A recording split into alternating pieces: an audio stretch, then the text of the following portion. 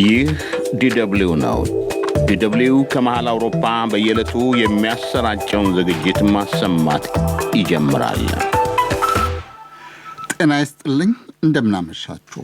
ሐምሌ 5 ነው ዛሬ 2011። አብራችሁን አምሹ። ነጋሽ መሐመድ ነኝ። በቅድሚያ የማድመጫ መስመሮቻችንን ላስታውሳችሁ። በራዲዮ በ13780 ኪሎ ሄርዝ 22 ሜትር ባንድ እና በ11995 ኪሎ ሄርዝ 25 ሜትር ባንድ እንደመጣለን። በሳተላይት በድር 4 በ11996 ሜጋ ሄርዝ DW A2 26 ዲግሪ ኢስት ሆሪዞንታል፣ በናይል ሳት 201.7 ዲግሪ ዌስት ቨርቲካል በ11976 ሜጋ ሄርዝ DW A2 ላይ ተከታተሉን። ከድረገጻችን ወይንም DW አምሃሪክ በተባለው አፕሊኬሽን በተንቀሳቃሽ ስልክና ታብሌትም ስርጭታችንን መከታተል ትችላላችሁ። DW አምሃሪክ የፌስቡክ አድራሻችንም ነው። በፌስቡክ ስርጭታችንን በቀጥታ ማድመጥ፣ አስተያየትና ትችት መስጠት ይቻላል።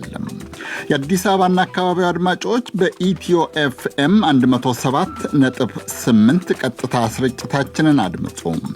የቴሌግራም አፕሊኬሽን ያላችሁ ዝግጅቶቻችንን ከተሰራጩ በኋላ ማድመጥና ማንበብም ትችላላችሁ። የቴሌግራም አድራሻችንም DW አምሃሪክ ነው። ቀዳሚው ዝግጅት ሁሌም እንደምናደርገው የዓለም ዜና ነው። ዜናው ተሰምቶ እንዳበቃ የሚለጥቀው የዜና መጽሔት ዝግጅት የህወሓትና የአዴፓን መወነጃጀልና መዘዙን የሚቃኘውን ዘገባ ነው የሚያስቀድመው። ዜና መጽሔቱ የኢትዮጵያ ውጭ ጉዳይ ሚኒስቴር ጋዜጣዊ መግለጫን፣ የአወዛጋቢውን የኤርትራዊ ተከሳሽ የፍርድ ቤት ውሎን የሚያወሱ ዘገቦችም አሉት። ሳምንታዩ የወጣቶች ዓለም አፍሪቃውያን አፍሪቃዊነትን የሚገልጹበት ስሜትና መንገድ ነው ትኩረቱ። የማኅበራዊ መገናኛ ዘዴዎች በየሳምንቱ እንደሚሆነው ሁሉ የጎሉ ርዕሶች ላይ የተሰጡ አስተያየቶችን አሰባስቧል። ኋላ ጠብቁት። አሁን የዓለም ዜና ከዕለቱ ተረኛም ከሂሩት መለሰ እንስማ። የዲደብሊው ዜና። ጤና ይስጥልኝ። በመጀመሪያም ዋና ዋና ርዕሶቹ። የአማራ ዴሞክራሲያዊ ፓርቲ አዴፓ ስራ አስፈጻሚ ኮሚቴ ህዝባዊ ወያኔ ሓርነት ትግራይ ህወሓት አዴፓን ለሰኔ 15ቱ ግድያ ተጠያቂ ያደረገበትን መግለጫ አወገዘ። ህወሓትን ራሱ ነካሽ ራሱ ከሳሽ ያለው ትናንት ማምሻውን የወጣው የፓርቲው መግለጫ ህወሓትን የክልሉን አካባቢዎችና አጎራባች ክልሎች ከግጭቶች ጀርባ መሽጎ በማዋጋትም ወንጅሏል። የሱዳን ወታደራዊ ምክር ቤት ከሸፈ ባለው የመፈንቅለ መንግስት ሙከራ የተጠረጠሩ ያላቸው ቢያንስ 16 ወታደሮች መታሰራቸውን አስታወቀ። ምክር ቤቱ እንዳለው የጸጥታ ኃይሎች ሙከራውን ያደረገውን ቡድን መሪና ሌሎች ተጠርጣሪዎችን እያሳደዱ ነው። ተጠርጣሪ የተባሉት ማንነት ግን አልተገለጸም።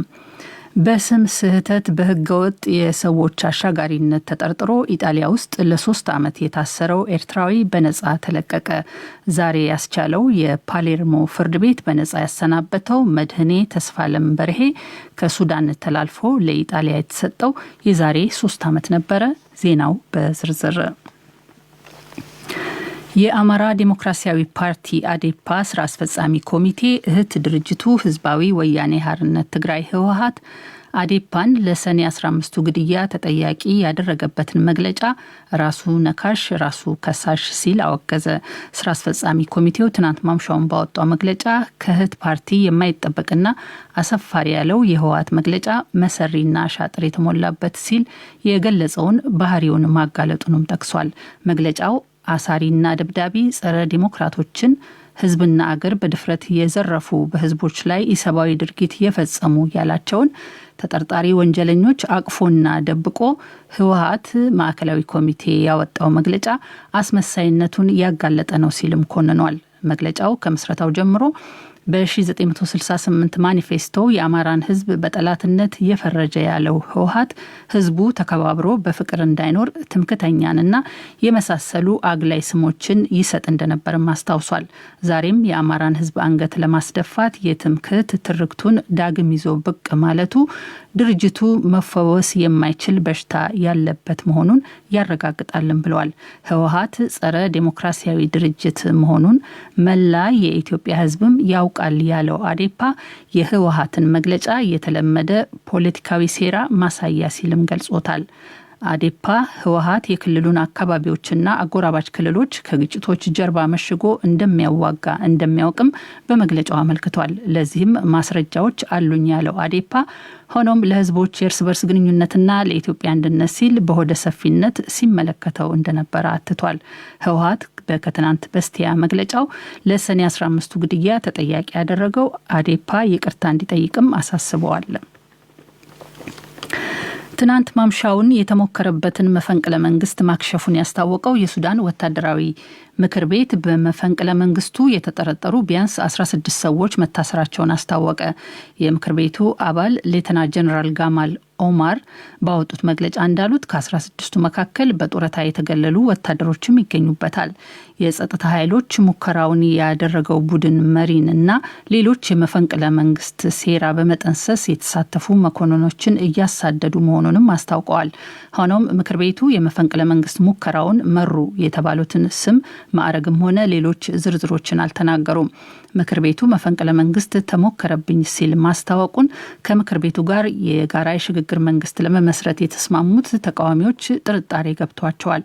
የተቃዋሚዎቹ ጥምረት የነጻነትና የለውጥ ኃይሎች መሪ ታሪክ አብደል መጂድ የወታደሩን መግለጫ ለዲሞክራሲ የቆሙት ኃይሎች የሚያደርጉት የፖለቲካ ሹፈት ነው ሲሉ ጥርጣሬያቸውን ገልጸዋል።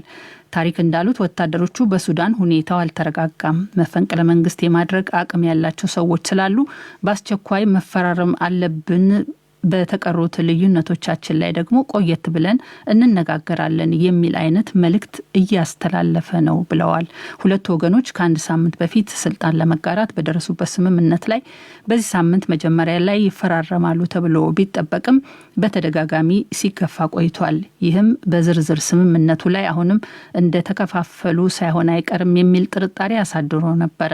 ይሁንና የሱዳን ወታደራዊ ምክር ቤትና የዲሞክራሲና የለውጥ ኃይሎች ጥምረት ነገ ይፈራረማሉ ተብሎ እንደሚጠበቅ የአፍሪካ ህብረት ከፍተኛ ዲፕሎማት መሐመድ ኤል ሐሰን ላባት አስታውቀዋል። ላባት ትናንት እንዳሉት ሁለቱ ወገኖች ሽግግሩን በሚመለከት ሙሉ ስምምነት ላይ ደርሰዋል። የሁለቱ ወገኖች ልኡካን የነጻነትና የለውጥ ኃይሎች እንዲሁም ጊዜያዊ ወታደራዊ ምክር ቤት ከሶስተኛው ዙር ድርድራቸው በኋላ ዛሬ ምሽት የሽግግሩን አስተዳደር አወቃቀር የሚወስን ፖለቲካዊ ሰነድ ላይ ሙሉ ለሙሉ ተስማምተዋል። ሁለቱን ወገኖች የሚሸመግሉት በሱዳን የኢትዮጵያ ጠቅላይ ሚኒስትር ልዩ መልእክተኛ አምባሳደር መሐመድ ድሪርም በፖለቲካ ሰነዱ ላይ ሙሉ ስምምነት እንዳለ ተናግረዋል።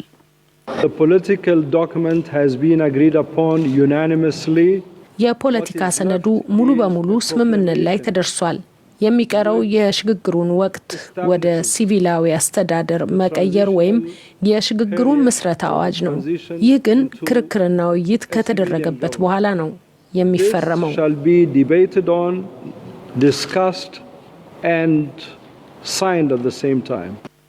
ስምምነቱ የቀድሞ የሀገሪቱ ፕሬዝዳንት ኦመር አልበሽር ከስልጣን ከተወገዱ በኋላ በሀገሪቱ የተፈጠረውን የፖለቲካ ቀውስ ያስተካክላል የሚል ተስፋ ተጥሎበታል። ይህ ዶይቼ ቬለ ዲደብሊው ነው።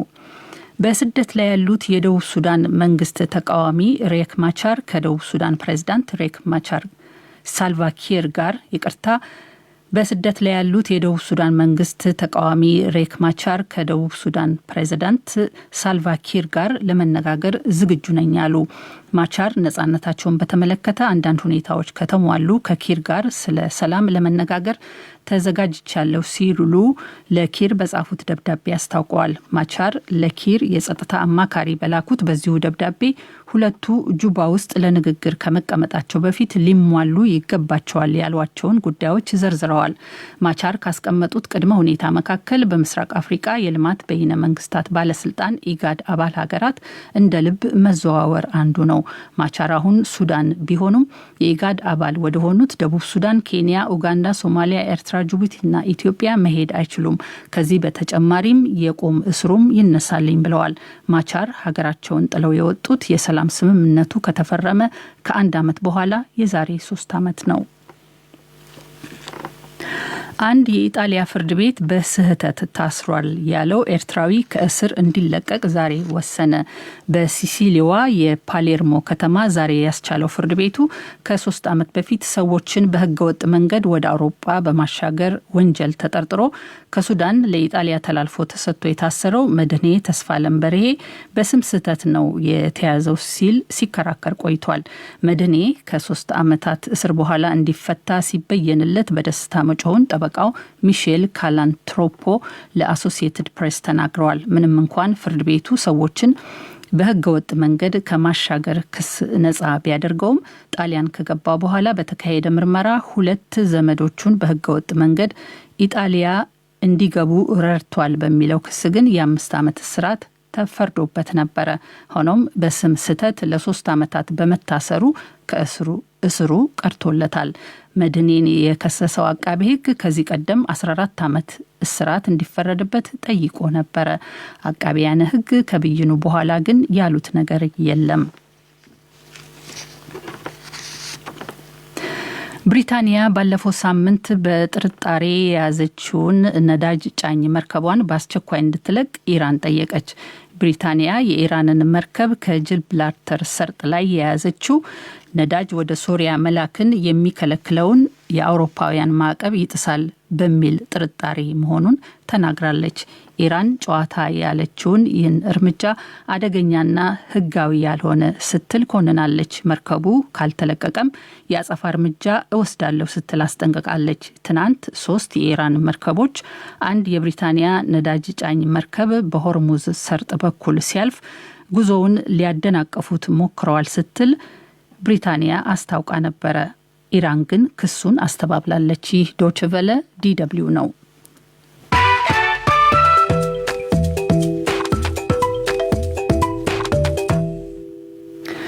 ከዶይቼ ቬለ ዜናውን ለማብቃት እንሆ ዋና ዋና ርዕሶቹን በድጋሚ። የአማራ ዴሞክራሲያዊ ፓርቲ አዴፓ ስራ አስፈጻሚ ኮሚቴ ህዝባዊ ወያኔ ሓርነት ትግራይ ህወሓት አዴፓን ለሰኔ 15ቱ ግድያ ተጠያቂ ያደረገበትን መግለጫ አወገዘ። የሱዳን ወታደራዊ ምክር ቤት ከሸፈ ባለው የመፈንቅለ መንግስት ሙከራ የተጠረጠሩ ያላቸው ቢያንስ 16 ወታደሮች መታሰራቸውን አስታወቀ። በስም ስህተት በህገወጥ የሰዎች አሻጋሪነት ተጠርጥሮ ኢጣሊያ ውስጥ ለ3 ዓመት የታሰረው ኤርትራዊው መድህኔ ተስፋለም በርሄ በነጻ ተለቀቀ። ዜናው በዚሁ አበቃ።